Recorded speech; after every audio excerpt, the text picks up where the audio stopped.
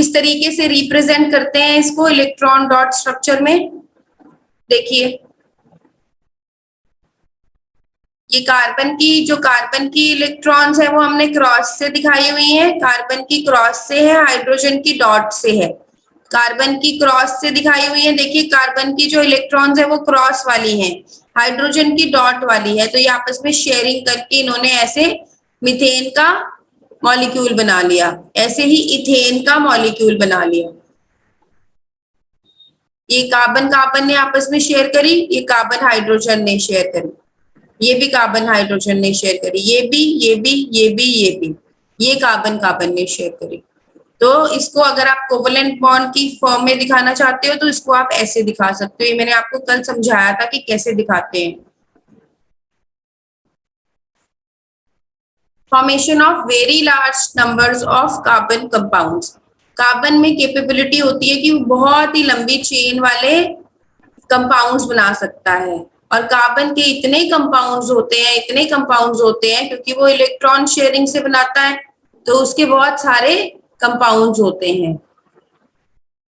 तो carbon atom जो है वो दूसरे कार्बन एटम्स के साथ भी बॉन्ड बना सकता है, तो वो बहुत लॉन्ग चेन्स बनाता है, ब्रांच चेन्स बनाता है, रिंग्स बना लेता है।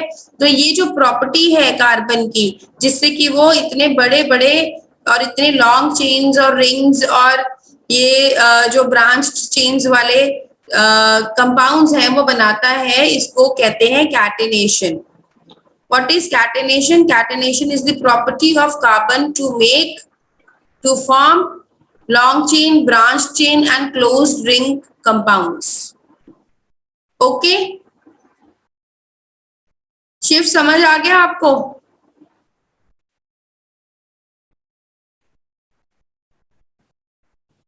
हेम प्रकाश, आप सबके कैमरास ऑफ हैं।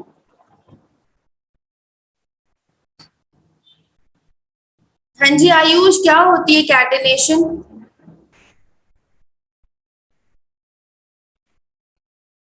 Unmute yourself.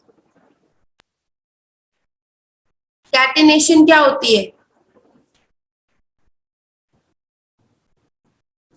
You are not audible.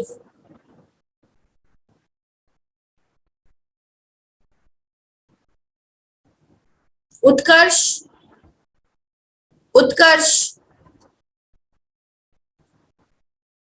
Yes, ma'am. What is catenation?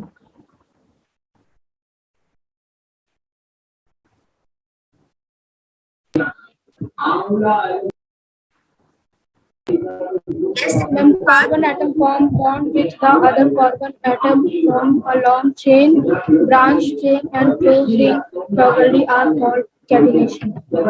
Catenation कि उसकी कैपेबिलिटी है कि वो चेन्स भी बना सकता है, ब्रांच्ड एटम्स, ब्रांच्ड मॉलिक्यूल्स भी बना सकता है और क्लोज्ड रिंग्स भी बना सकता है। Since the valency of carbon is 4, it can form bonds with other carbon atoms or with atoms of other elements like hydrogen, oxygen, nitrogen, halogen, etc.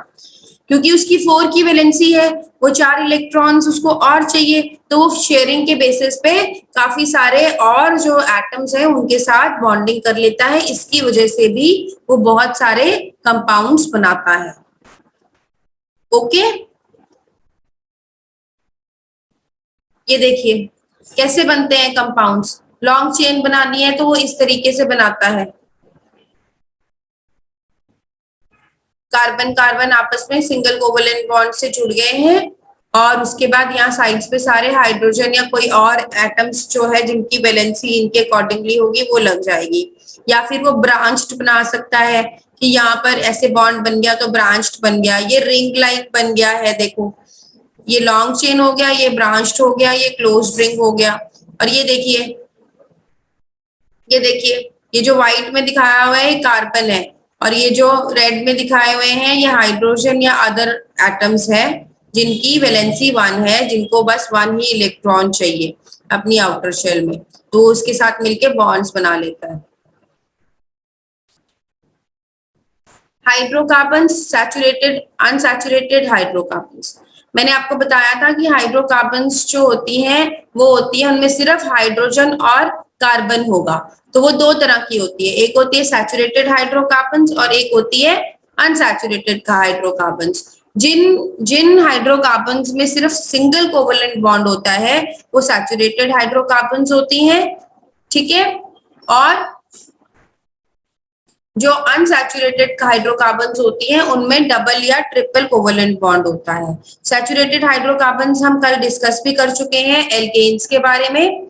तो ये एल्केन्स है, इसमें क्या होता है कि सिंगल कोवलेंट बॉन्ड होगा कार्बन कंपाउंड इनमें एटम्स में, और उनका नाम जो है उसके पीछे एन लगाया जाता है, और उसमें नंबर ऑफ कार्बन एटम्स जो है वो उसका फॉर्मूला होता है CnH2n+1।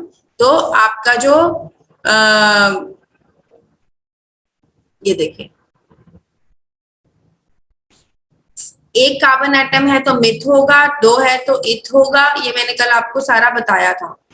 अब अनसैचुरेटेड हाइड्रोकार्बन्स क्या होते हैं, जिनमें डबल या ट्रिपल कोवलेंट बॉन्ड होता है कार्बन एटम्स के बीच में। ये देखिए यहाँ पे कार्बन एटम्स है ना, इन दोनों के बीच में कौन सा बॉन्ड है, इन्होंने दो पेयर ऑफ इलेक्ट्रॉन्स शेयर किए हुए हैं, तो ये डबल कोवलेंट बॉन्ड आ गया, ठीक है।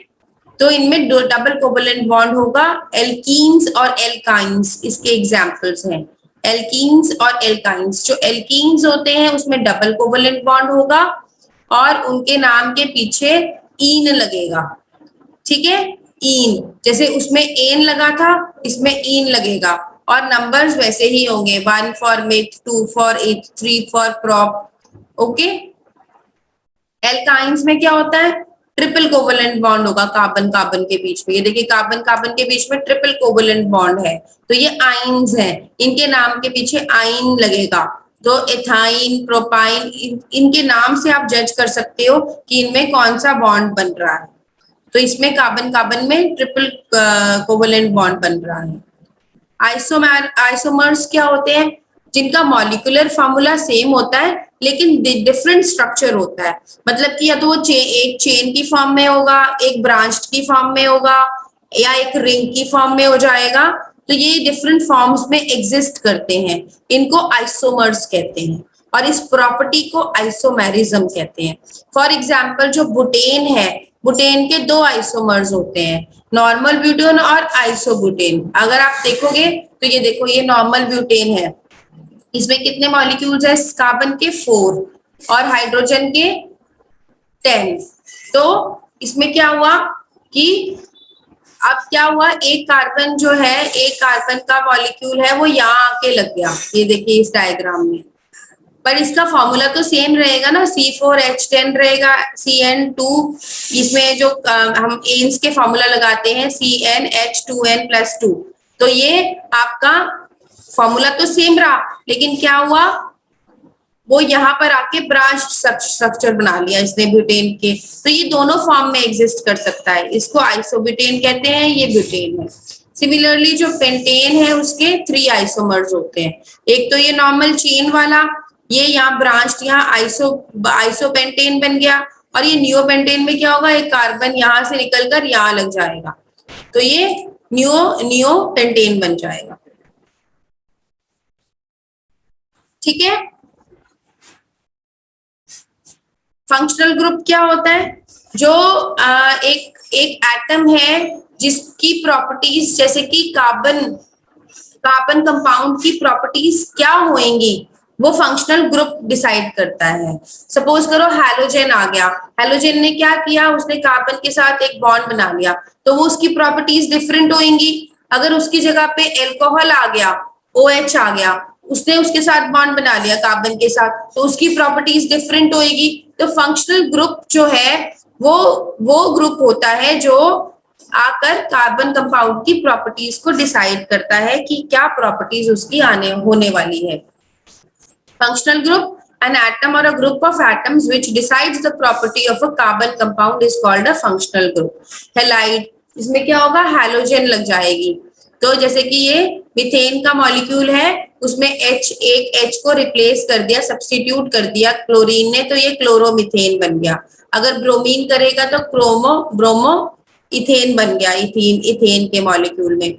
अल्कोहल करेगा तो मेथेनॉल। इसमें क्या होगा, अगर हेलाइड है तो उसका नाम जो है वो फ्रंट में लग जाएगा, क्लोरो, ब्रोमो, फ्लोरो ऐसे करके, और पीछे एन लगेगा।